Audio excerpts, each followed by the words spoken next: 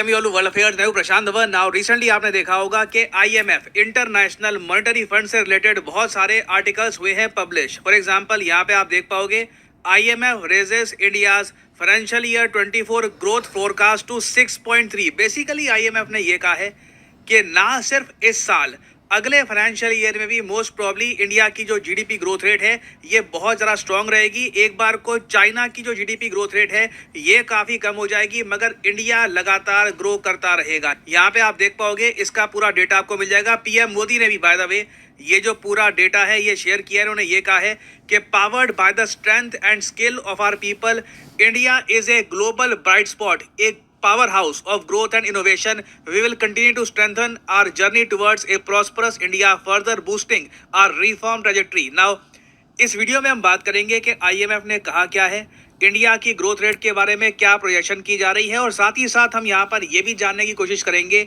कि डेट के मामले में, उधार के मामले में आईएमएफ ने यह क्यों कहा है कि भारत और चाइना काफी हद तक सेम है, मगर फिर भी भारत एक ज्यादा सुरक्षित इन्वेस्टमेंट डेस्टिनेशन है। तो बहुत कुछ यहाँ पे आपको जानने को मिलेगा।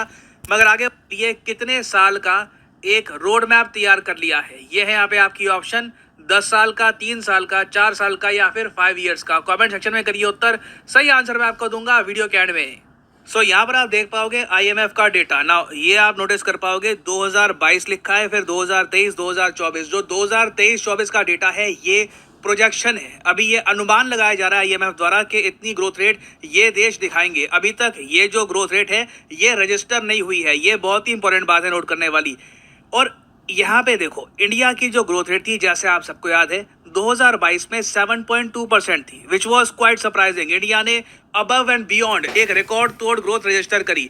चाइना की जो ग्रोथ रेट थी, जीडीपी ग्रोथ रेट, ये 3% के आसपास थी, काफी कम थी। ना आईएमएफ कह रहा है कि आने वाले 2 सालों में प्रेडिक्शन इनकी ये है कि क्या रहेगा, इंडिया 6.3 लगातार ग्रो करेगा 2023 में भी और 2024 में भी। मगर चाइना हो सकता है कि एक बार को 5% के आसपास ग्रो करे, मगर उसके बाद चाइना की ग्रोथ रेट 4.2% के आसपास हो जाएगी 2024 में। ना मुझे एक बात ऐड करनी पड़ेगी, ऑलरेडी कई इकोनॉमिस्ट ये कह रहे हैं कि 2023 में भी ना जो चाइना का टारगेट है 5% की ग्रोथ रेट का, चाइना इसको अचीव नहीं कर पाएगा।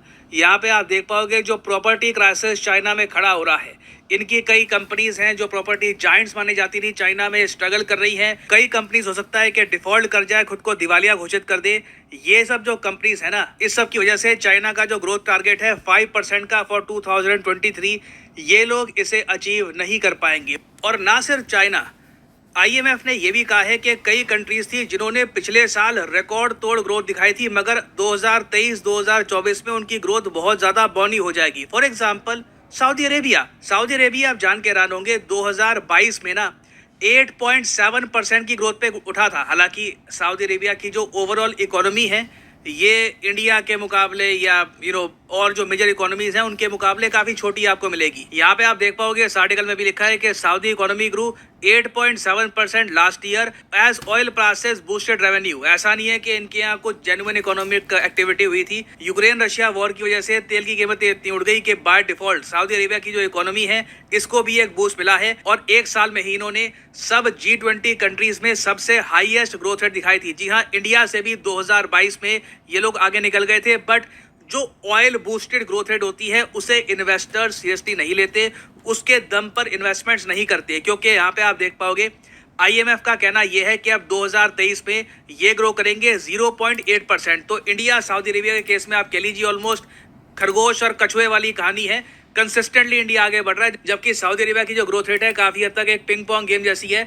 अभी 8.7%, उसके बाद अगले साल 0.8% और उसके बाद 2024 में आईएमएफ की प्रोजेक्शन है कि सऊदी अरेबिया 4% के आसपास ग्रो करेगा। और ओवरऑल 2023 में दुनिया के किसी भी कंट्री को आप देख लीजिए, चाहे वो एडवांस्ड इकोनॉमी है, चलो कभी कभी ये तर्क दिया जाता है कि जी एडवांस्ड इकोनॉमी है तो अभी ज़्यादा ग्रोथ का पोटेंशियल है। नहीं, अगर हम एडवांस इकोनॉमी को ना भी देखें, जो इमर्जिंग इकोनॉमीज है उनको भी देख लें, चाहे ब्राज़ील हो, चाहे नाइजीरिया हो, साउथ अफ्रीका, कोई भी देश आप देख लीजिए, इंडिया के आसपास कोई देश नहीं आता। तो इससे होने क्या वाला है, देखिए इंडिया में इन्वेस्टमेंट्स आएंगी, क्योंकि अगर पैसा ग्रो करना है, if you want to grow your money, तो इंडिया में निवेश करना ही होगा। और निवेश से ना अल्टीमेटली ग्रोथ और ज़्यादा आगे बढ़ती है। तो इंडिया की जो पोजीशन है आज के समय बहुत ज़्यादा स्वीट है, इसलिए पीएम मोदी ने ये जो प्रोजेक्शन है ये शेयर भी करी है। यूजुअली प्राइम मिनिस्टर ये शेयर करते नहीं है, बट ये जेन्युइनली हमारे लिए खुशी की बात है कि ग्लोबली ग्रोथ रेट ना के बराबर उठेगी,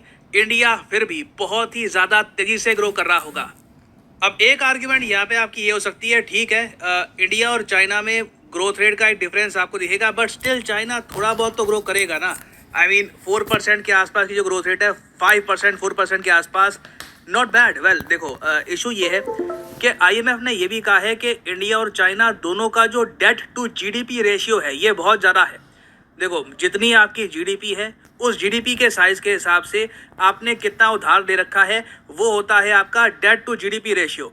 इंडिया का अगर हम डेट टू जीडीपी रेशियो देखें तो ये आपको मिलेगा 81.9%। मतलब कि मान लो अगर हमारी जीडीपी है 100%, तो हमारा जो उधार है ये है उसका 81.9%।